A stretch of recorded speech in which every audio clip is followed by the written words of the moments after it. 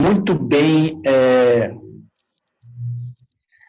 A composição dela era muito importante para essas pessoas, porque elas queriam uma foto bonita.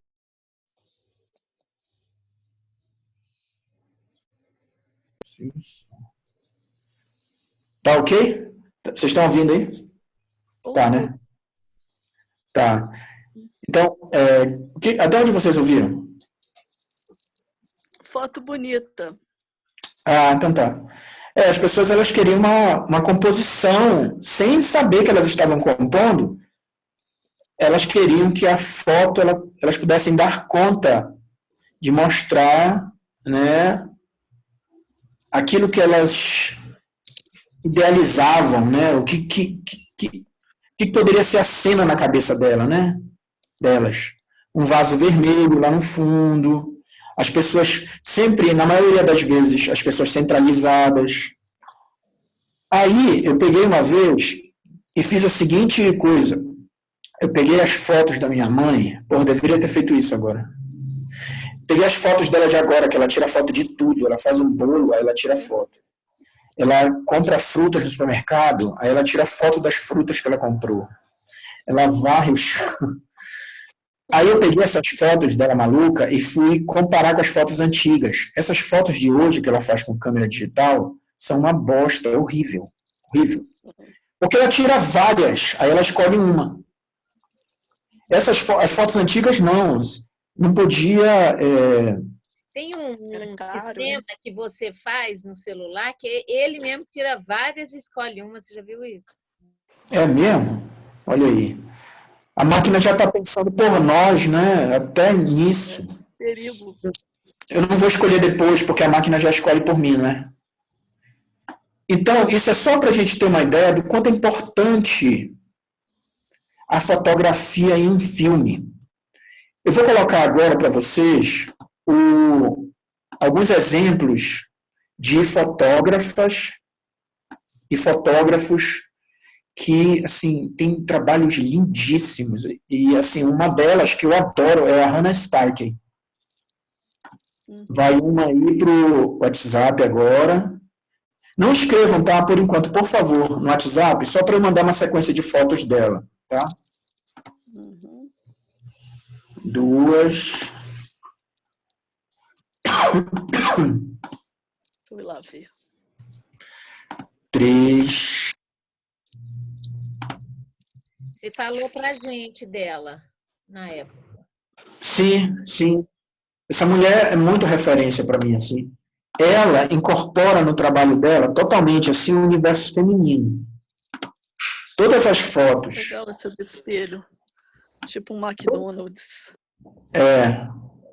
E tem um detalhe muito curioso nessas fotos dela que eu já vou falar para vocês. É lindo, o trabalho dela é muito lindo.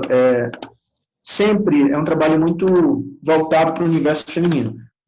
Tá aí, essa aí é a Hannah Starkey, tá? Então, vocês podem ver que as cores, né, os objetos, o enquadramento, que parece ser uma coisa fortuita, né? Parece ser uma coisa assim, cheguei no lugar, a mulher estava lá e tal, eu tirei a foto. A luz, o trabalho de luz e sombra. Nossa, lindo esse do trem. Super legal. Olha só, as texturas das coisas, né? A composição, ela se dá também entre os diálogos, entre as cores, entre os tons, entre a família de tons, né? Que participa de cada objeto em cena. Olha a última foto, toda azulada, e o banco laranjado. Maravilhoso. E a roupa da menininha rosa. Olha aí, a roupa rosinha. Parece uma árvore essa composição, esses postes do trem. Muito legal. Pois é, todas as fotos dela são assim, são lindíssimas. Agora um detalhe, todas essas fotos elas são montagens, tá? Não tem nenhuma aí que seja como Cartier-Bresson, né? Que captava o momento em que as coisas aconteciam, né? Um momento fulminante, né? Ele tinha um termo para isso que eu esqueci agora. Então, ela montava os cenários. Ela monta, se ela tiver que construir um consultório inteiro como se fosse um cenário para uma peça, para fazer uma foto, ela faz. Então, isso dá a ela o poder de ajustar até o botão da camisa de uma atriz, né? De uma pessoa que está servindo lá como personagem, né? Como elemento compositivo na fotografia. Vocês poderiam estar fazendo isso em casa também, né? Da seguinte maneira, pensando isso para o vídeo, né? Cada coisa que entra na composição de vocês, o sofá, né? O lençol, o travesseiro, o vaso que tem do lado do travesseiro, a cor da camisa da pessoa que vocês vão fotografar, tudo isso vocês podem pensar e montar esse diálogo entre as cores. Aí já entra o conhecimento, né, de desenho, de pintura. Está tudo entrecruzado, gente. Para vocês poderem compor a cena, para vocês poderem escolher as cores que predominam no filme, ainda tem isso. Vou escrever aqui, Hannah Starkey. Hannah Starkey. É a de cima, tá? Agora a gente vai ver umas fotos do Pedro Henrich. É um cara brasileiro aí, lá de Porto Alegre. O trabalho dele também é bem legal. Vou colocar as fotos dele aqui. Pedro Henrich. Vou colocar umas 3 fotos dele.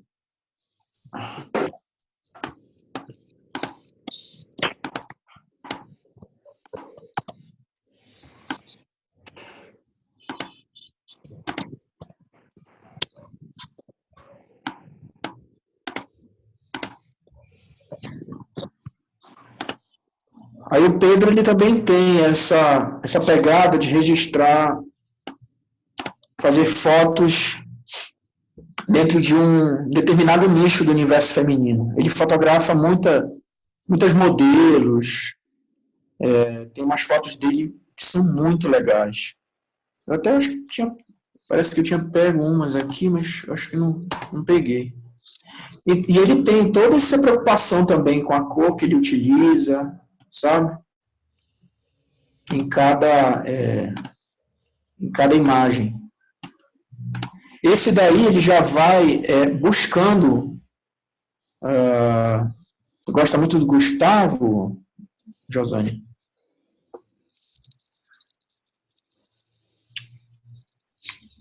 Gustavo que fazia curso com a gente? Não, Gustavo Minas. Ele fotografias de Minas. Ele está no Instagram, chama Gustavo Minas, e ele fotografa muitas pessoas, sombra e luz. Ele faz um trabalho muito bacana. Em relação a Minas Gerais, é importantíssimo vocês conhecerem um fotógrafo chamado Assis Horta. Eu coloquei aí na pesquisa do Google que eu fiz. Ele fazia fotos bem no início do século XX, se eu não me engano, e ele é responsável não mapeamento, mas muitos mineiros conseguiram tirar sua primeira carteira de identidade porque o Assis fez fotos deles. Então, ele tinha um estúdio, se eu não me engano, funcionava em Mariana. E é muito curioso assim, o trabalho dele, porque ele tinha o ateliê dele, o estúdio, né? E ele tinha cenários para tirar foto das pessoas, tinha roupas que ele emprestava para as famílias que eram pobres, né? Tirarem roupa, tirarem foto. E é engraçado que algumas dessas fotos, o cara ele tá vestido da cintura para cima, assim, de paletó, gravata, igual um jornal nacional, né? E aí, da cintura para baixo, ele tá de short, bermuda. Igual eu na live também. Na live eu tava engravatado e tal. E da cintura para baixo eu tava usando short, sandália havaiana. Então, essa é a magia, né? Olha ele aí, ó, botei na tela. Massa, é esse aí mesmo.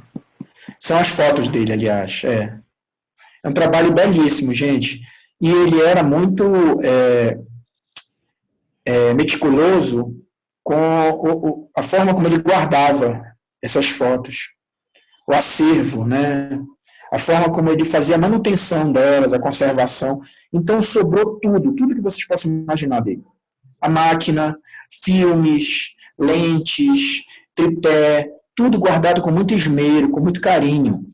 Então, hoje, quando a gente vai ver uma exposição do Assis Horta, a gente encontra todas as fotografias e todo o equipamento que ele utilizava. Uma vez eu vi uma exposição dele, grande, assim, no Palácio das Artes. E é maravilhoso, assim.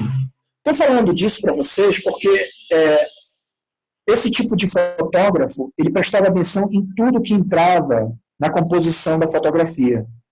Tudo. Desde um ponto, assim, uma moscazinha no cenário, ele tirava. Então, ele tinha toda uma preocupação com qualquer elemento visual que entrasse na fotografia. Fotografia para cinema, ela não deve ser diferente disso. A gente deve ter esse esmero, o nosso olhar, ele tem que estar educado para perceber isso. Suelen está perguntando se tem alguma coisa lá em Mariana sobre ele. Eu não sei te dizer, Suelen. Teria que investigar. Porque tem ele e tem outros fotógrafos também. Teria que dar uma investigada.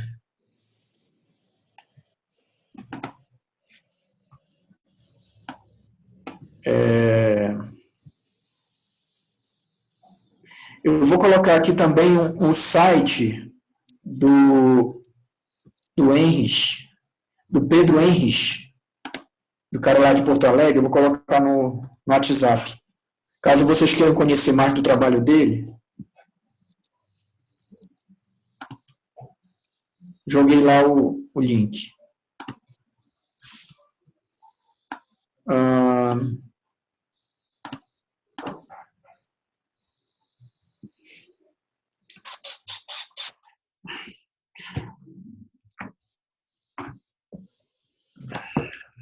Queria ver com vocês, esse texto começa aqui na página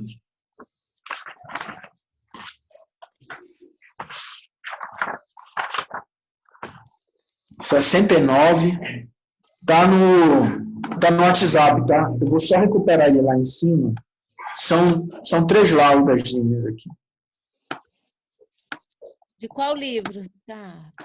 Desse aqui, tá? Se você falar qual letra aqui, qual a página, 69, mas qual que é o texto? Que aí eu acho.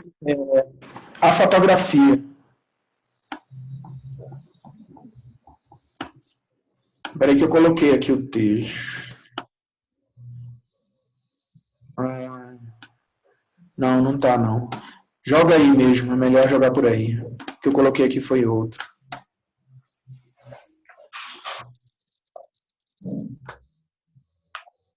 Então, vamos dar uma lida nesse texto. Eu vou começar por aqui, depois eu passo para vocês.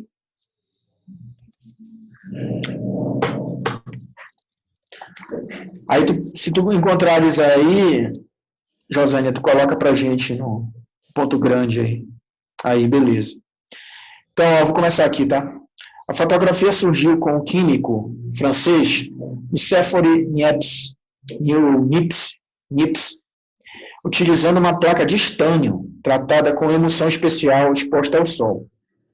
Essa foto, como eu falei para vocês, é de 1826, 1827. Ele fixou na placa a vista da paisagem, vista da janela de sua casa, né? A partir daí, a fotografia passou a ser utilizada como forma de registro visual e vista com desconfiança e menosprezo por vários pintores famosos. Esses pintores achavam que seria o fim da fotografia. Da pintura. Aos poucos. Oi? Da pintura. Seria o fim da pintura. Seria o fim da pintura. Aos poucos, a fotografia conquistou espaço na sociedade, que compreendeu seu potencial artístico. Esse potencial artístico, ele demorou um pouco de tempo a fotografia demorou um pouco de tempo a ser entendida como arte, tá? Só para deixar claro isso aqui. Aquele retrato do real, né, entre aspas, tinha a capacidade de provocar emoções, transmitir ideias e refletir sobre a realidade e a condição humana.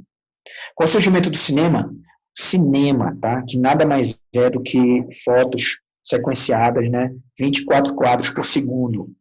Lembrando disso, tá? Cinema são fotos granuladas lá dentro, em sequências e passando de forma muito rápida, que nos dá a impressão de movimento.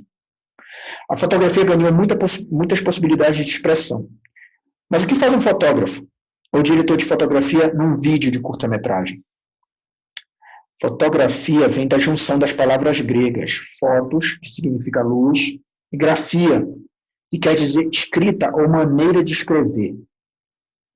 Existe em Belém um fotógrafo chamado Miguel Chicaoca. Dizem que ele é o samurai da luz. Esse cara tem umas fotos lindíssimas. Miguel Chicaoca. E ele tem uma metodologia de ensino, uma pedagogia da luz, para quem quer aprender a fotografar. Com ele, aprende-se a fotografar, no primeiro momento, sem câmera fotográfica. O cara é muito doido. Tem um livro sobre ele, Samurai, se eu não me engano, é o Samurai da Luz. Assim como o roteirista conta a sua história em imagens no papel, e o diretor, por meio dos planos escolhidos, o fotógrafo utiliza as imagens dentro de cada plano. O fotógrafo utiliza as imagens dentro de cada plano, combinando basicamente enquadramento, luz, sombra e cores. Suelen, Miguel é maravilhoso. Suelen conhece ele. Conhece o trabalho dele também. Quando o diretor faz a decupagem, escolhendo os planos mais adequados a cada palavra, frase ou parágrafo do roteiro, o diretor de fotografia determina qual enquadramento é mais apropriado para aquele plano. Que tipo de luz será utilizado, onde deve haver sombra ou não, que cores devem sobressair. Enfim, gente, é um trabalho colaborativo. Não tem como não ser um trabalho colaborativo, tá? Cinema, apesar daquelas histórias que a gente sabe dos diretores, né, extremamente megalomaníacos, narcisistas e tal, o cinema é colaborativo. O fotógrafo, o cara que faz a fotografia do filme, ele está do lado do diretor o tempo inteiro, o cara da direção de arte, o cara da continuidade. É um trabalho extremamente colaborativo. Tem que ter uma abertura de espírito para poder gerenciar coletivamente isso. A fotografia contribui para sintetizar a ideia estabelecida em cada um dos planos para compor uma unidade estética. Acho que eu dei uma pulada aqui, né? Não, acho que é isso mesmo. A estética fotográfica. A Lu não está conseguindo entrar, O que está acontecendo com ela? Engraçado, porque eu liberei. Saiu. Uma pena. Onde você está, Ricardo? É só ela Oi? entrar. É só ela entrar aqui. Eu liberei. O que será que tem? Acho que vai ser a internet dela, deve estar ruim, né? Então, gente, estética fotográfica. Peraí. Onde você está aqui? Só um minuto. A estética fotográfica, desculpa. Aí no canto direito, trata-se de algo fundamental na obra audiovisual. A estética visual determina a atmosfera racional ou emocional do vídeo, pois explora a produção das emoções por meio dos fenômenos estéticos causados pela obra. O que está falando aí, gente? Cor, ambientação. Vocês viram, pena que a Lu não está aqui, o vídeo da Lu, todo mergulhado numa luz vermelha, alaranjada. A ambientação é importantíssima. A galera que é do teatro, né, que trabalha já com iluminação, iluminação é muita coisa para o cinema. O jogo, o diálogo entre luz e sombra, né? Bateria baixa. Peraí que vocês vão me ver de cabeça para baixo agora, tá? Porque eu tenho que carregar o celular. Talvez eu saia um pouquinho do ar aqui, peraí.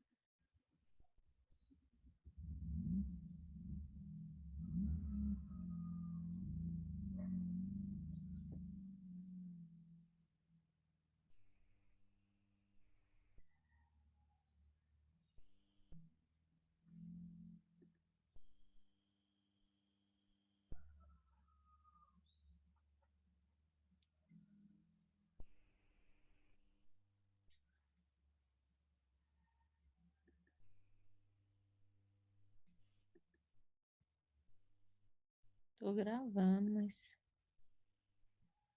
Estética, a simples mistura de cores, de sombra, de luz, a quebra de simetria.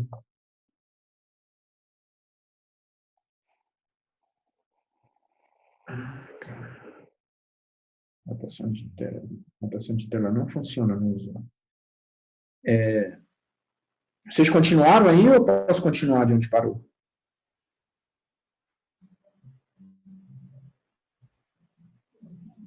Alô? Não, a gente não continuou. Tá. Aonde? Então, a estética, ela chama atenção para a ideia, mensagem ou emoção que o artista deseja transmitir. É aquilo que eu falei para vocês antes de cair da conexão. Um ambiente, quando iluminado com uma determinada cor, ele vai projetar em nós esses sentimentos. Ele vai informar. Isso tem a ver com aquele livrozinho que eu passei para vocês sobre sintaxe da linguagem visual. O uso de cor, o uso de contrastes. E o contraste, ele não é somente contraste de luz e sombra, de preto e branco, de claro e escuro, de cor quente e cor fria. Contraste de texturas, textura lisa com textura grossa, a câmera filmando uma textura, né, mais áspera. Aí, em seguida, uma situação mais de cunho assim, violento ocorre. Quer dizer, a textura ela pode estar ligada a determinadas situações, ao espírito de determinadas situações.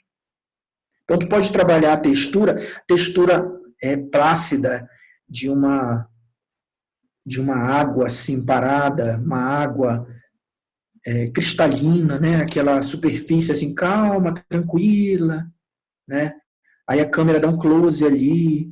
Pós-pandemia, né? Todo mundo tranquilo na beira dos rios, né? Podendo fazer seu piqueniquezinho, sem o problema de pegar vírus, né? Então, uma textura, um contraste entre situações, ele pode ser evocado a partir de uma textura. Uma textura pode evocar sentimentos. Então, quando a gente ambienta um espaço, a gente trabalha com contrastes, a gente pode trabalhar não só com contraste de cor, mas a gente pode trabalhar com contraste de texturas, com contraste de formas, tá? Depois você vai entrar em áudio, né? Porque áudio também rola textura, né? Também, o áudio é importantíssimo. Olha, pensem bem. Um rock and roll, assim, não, um metal pesado rolando de fundo e no primeiro plano um cara pintando um cavalete e uma tela pintando uma cena plácida, assim, uma paisagem rupestre, com as cores bem pastéis, mas o fundo está tocando um Iron Maiden, um Black Sabbath, um The Exploited. Lembrem do filme da Sofia Coppola. Porra, tem um filme da Sofia Coppola que é Maria Antonieta. Nesse filme tem um momento em que eles estão dançando aquelas valsas que tocavam aquelas músicas Vivaldi, né? Bach, para eles dançarem, né? E aí eles dançavam em dupla, né? E era bonito de ver, né? Aqueles vestidos cheios de frufru e tal. Só que é o seguinte, no filme Maria Antonieta da Sofia Coppola, tocava Jesus and Mary Chain, tocava The Cure. Então, existe contraste entre som e ambiente, entre textura e som, entre tipos de iluminação e ambiente. De repente, eu vou filmar num ambiente onde tudo na arquitetura é geométrico, é reto, é rígido. Só que aí eu jogo uns puffs pelo chão, eu jogo umas coisas mais orgânicas, mais redondas. Eu já estou trabalhando o contraste aí. Estão entendendo? Então, a estética... Só perguntar uma coisa. Você falou que, às vezes, a gente fotografa uma cena que é numa luz e depois fotografa noutra luz. No caso do nosso curto, por exemplo, que não tinha muito como controlar isso, porque cada um faz a imagem aonde dá e a hora que dá. Aí, tem alguma... Você estava falando da continuidade da cena, né? Da mesma cena na mesma luz, né? Sim. Nesse caso, quando a gente vai filmar, quando tem sol, né? E a gente vai filmar na luz do sol, se a gente quer essa mesma luz contínua até terminar a cena, eu tenho que esperar ela ficar contínua. Então, quando entra uma nuvem na frente do sol, a luz que eu tinha nos primeiros segundos da cena, ela vai mudar, porque entrou uma nuvem. Aí o que o diretor faz é esperar a nuvem sair da frente do sol, para que ele tenha a mesma luz. E, gente, muda muito a luz durante o dia. Muda muito. E, às vezes, o diretor ele quer aqueles 15 minutos daquele tipo de luz antes do sol se pôr. Sabe? Ele quer aqueles 15 minutos, 10 minutozinhos, que é uma luz específica. Então, ele tem que fazer rápido a cena. Senão, como a gente diz, o plano cai. Caiu o plano. É que mudou a luz. Aí, o que eu estou falando aqui é do controle da luz. É diferente disso aí. Quando a gente trabalha com iluminação elétrica, a gente tem controle da luz, que é num local fechado e tal, né? Aí eu já tenho um controle. A gente, para fazer agora o áudio, eu peguei tipo um programa que fazia o som virar som de vinil. Não dá para ver muito, mas era para trabalhar com textura, né? Porra, manda para mim esse aplicativo aí, esse programa. Eu mando Audacity, ele tem lá esse coisa. Eu vou mandar. Isso é muito legal, né? A gente está vivendo pega um som, por exemplo, do vinil entrando. Eu fiz mais ou menos isso, assim. Aí você pega o som do vinil, aí lá no fundo, não rolou muito, então, mas a ideia era essa. E aí fica legal, né? Porque aí dá uma sensação meio antiga, uma cena antiga. Eu acho que uma coisa acompanha a outra. E assim, são camadas, né, que tu vai dando o teu filme. Igual pintura, né? Igual pintura. Pintura é camada sobre camada, né? Filme também, assim. Nesse sentido, um filme, ele recebe camadas, né, de texturas de som, camadas de texturas de imagem. O filtro é uma camada sobre aquilo que foi filmado, né? O filtro é tu banhar todo o registro em vídeo em uma determinada estética, né? É como uma velatura, né, na pintura. Não sei se vocês conhecem a técnica da velatura. O filtro, ele faz o papel da velatura. Estou fazendo uns paralelos meio loucos aqui, mas é só para vocês entenderem que as coisas elas estão interligadas. As técnicas elas se entrecruzam. Uma velatura em pintura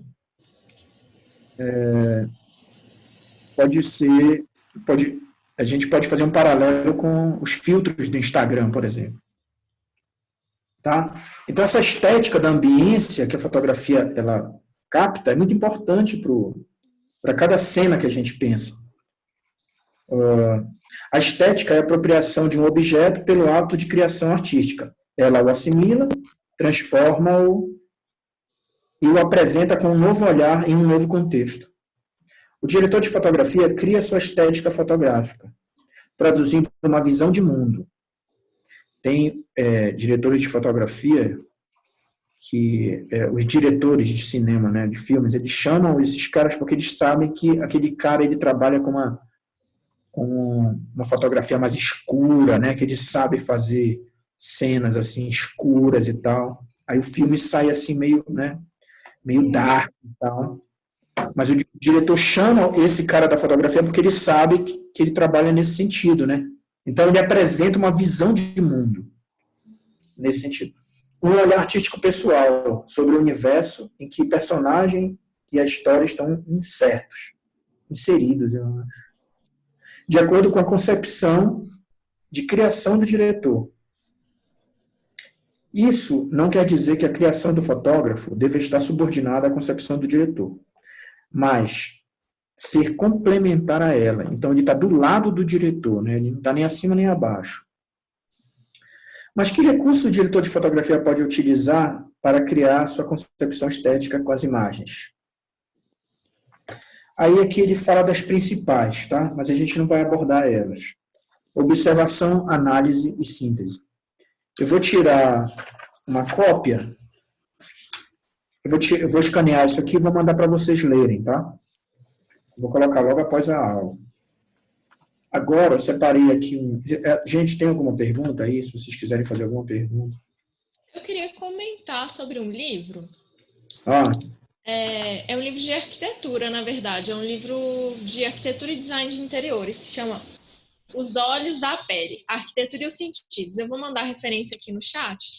É um livro, acho que dos anos 50, 55, se eu não me engano. E é muito curioso, porque esse cara, ele escreveu como a visão é o primeiro sentido, assim, na verdade, é o sentido que foi meio privilegiado de contato com o mundo na nossa sociedade, né? Nossa sociedade é muito visual, que de alguma forma dominou a arquitetura também. E ele faz meio que um convite ou um apelo aos arquitetos para pensar a arquitetura como espaço sensível também, não só como um lugar para você ver, mas um lugar para você, um espaço para você sentir, né? E é muito curioso essa questão da fotografia, que eu fiquei pensando aqui, que talvez esse livro, apesar de ser um livro de arquitetura, ele também fala um pouco sobre isso. Você estava falando das texturas, da temperatura de cor, em luz e tal. Porque da mesma forma como o espaço ele pode ser visto, mas pode ser sentido também, e um tapete ele pode ter um efeito visual X, mas um efeito sensível Y. Sim. Algumas coisas que a gente vê, elas podem ter um apelo sensível, né? Tem um caminho contrário, assim, do que ele defende também, que é meio que a fotografia em cinema vai explorar. Porque ele fala muito que a gente tem que parar de privilegiar o olhar e que a gente tem que pensar também o espaço para ser sentido, a temperatura do espaço, o barulho que vai ter no espaço, o cheiro que vai ter no espaço, não sei o quê. Mas, de alguma forma, tudo que a gente vê também é capaz de suscitar esses outros sentidos, né? Que seria o caminho contrário do que ele defende, assim, que é meio que o que se tenta fazer com fotografia em cinema, que é muito doido isso. Sim, eu acho que essa leitura assim, mais tátil é importante para a gente, assim, eu digo, uma leitura mais texturizada, né, daquilo que a gente vai filmar. Pensar não só a questão ótica, né, mas a questão de que impressões aquilo ali vai gerar em mim, né, de que impressões que aquela textura vai gerar em mim. A gente pode fazer um filme levando em conta vários aspectos, né? Geralmente as pessoas fazem um filme levando em conta alguns aspectos, né? Beleza, cor. Mas e aí? Vocês já pensaram em fazer um filme levando em conta a textura que ele evoca? O que a textura vai evocar na gente? Ou as dimensões, né? Ou a cor, a iluminação, no caso, né? A luz ou a falta de luz, não a luz ou a falta de luz. Não sei, dá para jogar nesses sentidos também.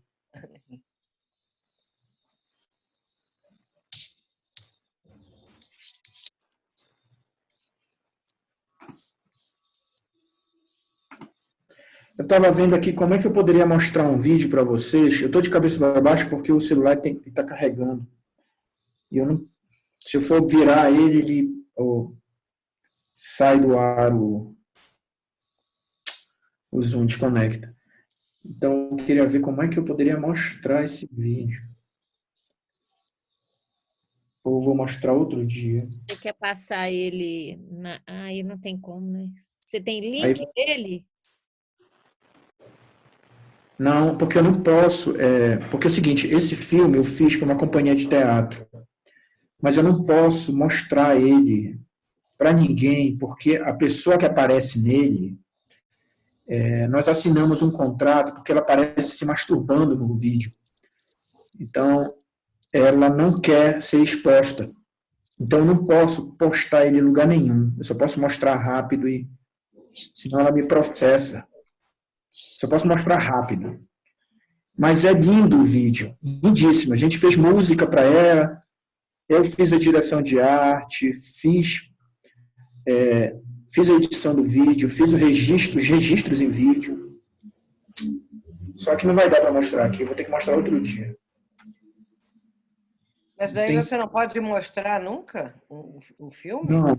Não posso postar em lugar nenhum. E, claro, não posso mostrar em exposições nem nada. Só aqui rápido, né? Foda, né? Uai. Você pode um dia chamar do seu computador do Zoom e compartilhar a tela. Isso você pode fazer. Pois é. Só que o meu computador está sem áudio. Tá no seu celular? Não, né? Eu queria passar o vídeo no meu computador e mostrar, e pegar o celular e, sabe? Filmar ele. Na tela do meu computador. Eu não entendi. Se você não pode postar, não pode mostrar, Não. esse vídeo, então, não serve para quê, então? Serviu só para apresentação de teatro deles. Que era uma peça multimídia. Então, ó, eu vou colocar para vocês aí um link de uma fotógrafa chamada Jéssica Dimmock. A Jéssica, ela tem um trabalho excepcional, porque é o seguinte, ela faz, ela vem do jornalismo. Então, ela faz um tipo de registro da vida que fica bem na fronteira entre arte e vida. Então, ela transforma situações, histórias de vida em narrativas. Só que ela não vai atrás de atores para fazer isso, ela faz com as pessoas mesmo. E é lindíssima, assim, o trabalho estético dela, a fotografia, cara, é um troço assim alucinante. Me falta palavras assim para poder estar categorizando o trabalho dessa mulher. Tem um vídeo, tem uma série dela, que eu já assisti inteira, no Netflix, chamada Flint Town. Flint Town. Manda o nome. Eu vou colocar aqui no WhatsApp, tá? Vocês têm que ver essa série. Porra, é um trabalho impressionante. Vou colocar aqui. É um trabalho de câmera, assim, com uma roupagem contemporânea, trabalho de câmera digital, tá? Ela vai numa cidade dos Estados Unidos onde o uso de drogas virou uma febre, assim, e ela vai cutucando a relação entre polícia e moradores, né, do bairro lá, que são os bairros periféricos e tal, então é uma barra pesadíssima. Só que ela é tão, assim, ela é tão invisível em meio aos acontecimentos que tu achas que é uma câmera escondida que está rolando ali. Ela deve utilizar de várias estratégias para fazer esse vídeo, para ter feito essa série. Porque parece que ela é uma mosquinha, às vezes. Porque vocês sabem, né? Quando a gente vai trabalhar com pessoas que não são atores, né? A Lu, se ela estiver por aí, ela deve saber muito bem disso. É dificílimo. Porque as pessoas não ficam à vontade com a câmera. Tu tem que esconder a câmera. Só que se tu esconde, é um complicador, porque depois tu tem que pegar a assinatura delas, e às vezes a pessoa não quer participar do filme. Então, nesse caso aqui, eu acho que as pessoas tinham ciência que estavam sendo filmadas, só que elas não perderam a naturalidade. Eu acho que ela se envolveu com a comunidade. Deve ter feito um trabalho de meses ali, antes de começar a fazer a primeira cena. Eu estou falando isso porque, se a gente vai começar a lidar com documentário, e um dia, né, imagino que todo mundo vai poder sair de casa, e a gente vai poder fazer documentários, né? Entrevistar as pessoas e tal. O trabalho dessa mulher vai se rever assim, porque é alguém que está fazendo documentário no contemporâneo. Então, ela fica na fronteira entre arte contemporânea, vídeo contemporâneo e tradição, né, cinematográfica. Eu vou mandar o link para vocês lá no WhatsApp, tá? Olha aí, é Flint Town. Oi, Ricardo. Eu, Oi. nesse doc que eu fiz daí, que foi esse último, com o storyboard e tal, eu optei por fazer a filmagem toda com celular exatamente por essa questão. Uma coisa que eu já senti em outros documentários que eu fiz é que na hora que você coloca a câmera, ou é a de foto que filma, ou é a filmadora, é impressionante como que muda a pessoa perde a naturalidade, sabe? A pessoa fica assim, né, meio receosa quando se liga a câmera. E aí eu optei por fazer tudo ele com o celular, porque o celular é algo que as pessoas já estão mais acostumadas, né? Isso. Tem fotógrafo da National Geographic. Tem uma naturalidade, né, nas coisas, assim, na maneira de falar e tudo, por uma questão mesmo de estar acostumado com isso, né? Tem fotógrafos da National Geographic, da revista, que eles não usam mais câmera dessas gigantescas. Eles usam 2 celulares da Apple para tirar fotos. Um deles para dar o flash e outro para tirar foto. Porque realmente é algo mínimo, né, que não vai assustar tanto as pessoas. E, assim, se vocês querem não é um manual, mas, assim, é um livro que é interessantíssimo, assim, para adentrar em comunidades, para saber como se aproximar e tal. É um livro chamado Sociedade da Esquina. Sociedade da Esquina, do William Foote White. Vou escrever aqui no grupo.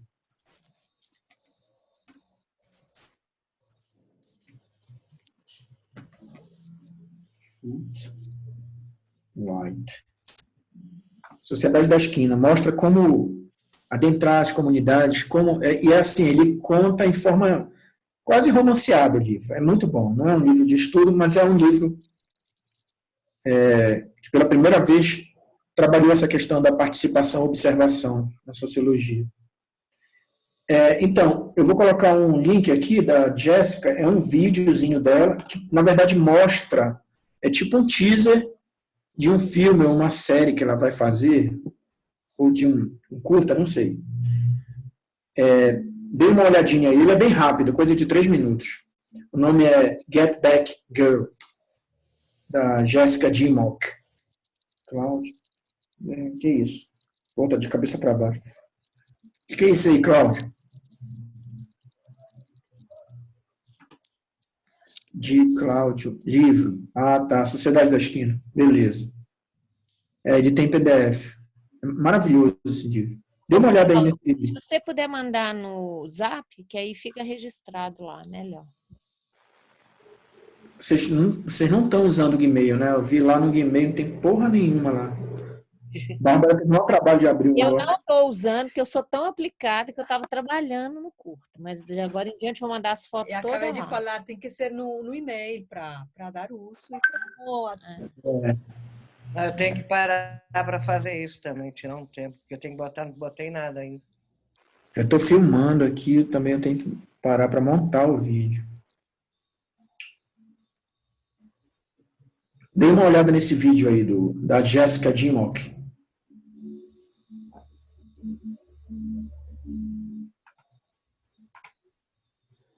E o Flint Town para vir cá. Eu vou falar depois.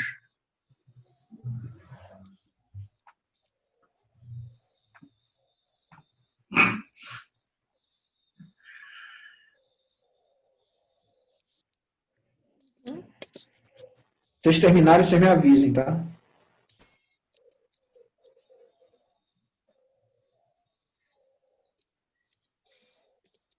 Florence não veio hoje.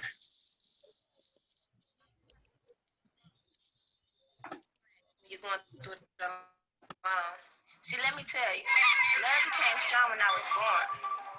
Got older and got wiser, and started realizing everything is being destroyed. I had made a couple mistakes and thought I was Big Bad Wolf. I bumped my head the first time, like, calm down, Sonati, then calm down. Damn. Made another mistake. Damn. Made another mistake. Then my time thought I was over. Now love ain't what it is. The streets never loved it. Tried to get my life together. It was together for a minute. It was a hard time. Had to fight alone. Had to do my work alone. Sometimes had to eat, make money alone. But it wasn't nothing.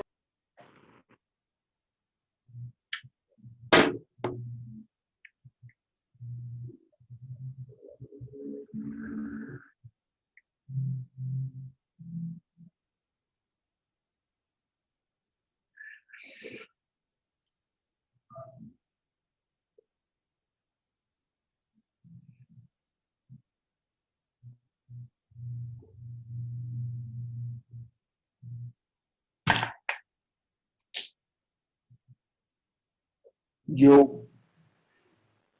Vocês terminarem, me avisem aí.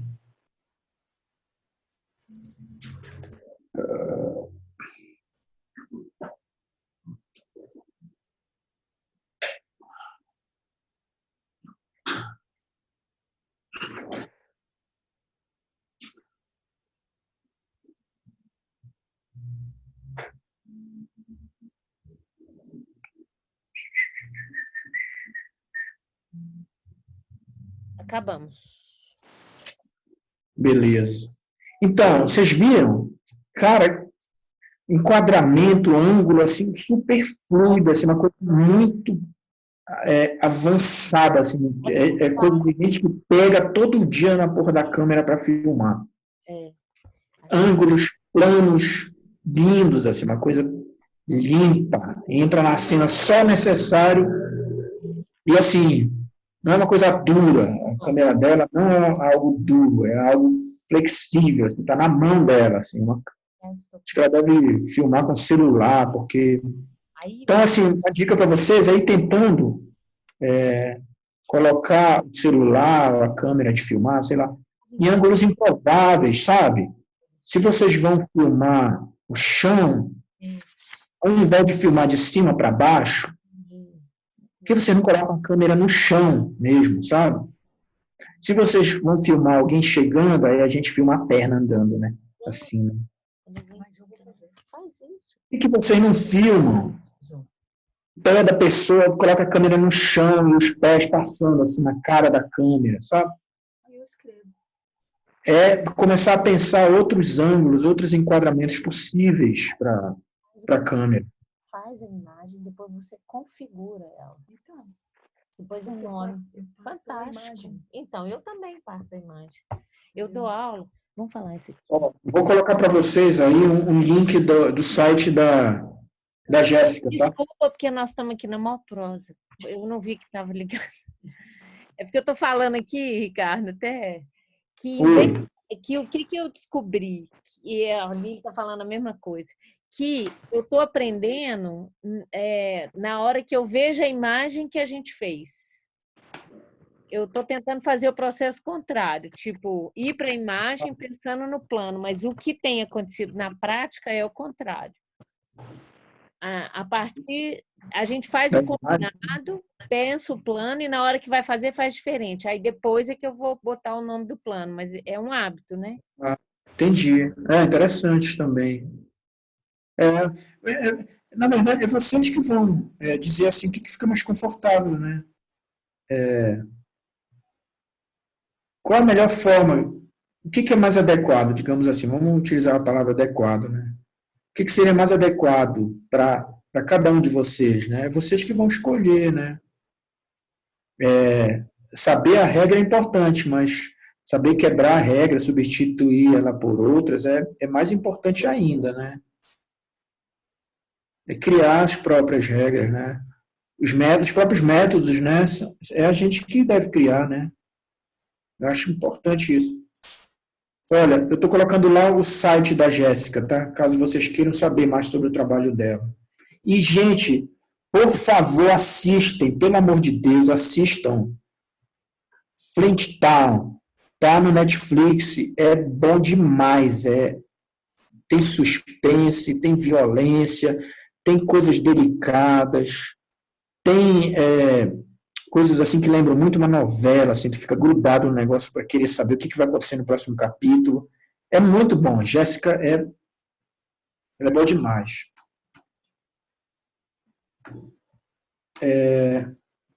Eu trouxe aqui agora um vídeo que eu não me lembro o que é, na verdade. Ah, tá. O que faz um diretor de fotografia ou um cinematographer? É um vídeo bacana que eu achei. Esse cara ele tem um trabalho já com a linguagem e ele tem uma didática muito bacana para apresentar o conteúdo desse trabalho dele. Dê uma olhadinha aí nesse vídeo dele, tá? E assim que vocês terminarem, me avisem. É bem bacana esse.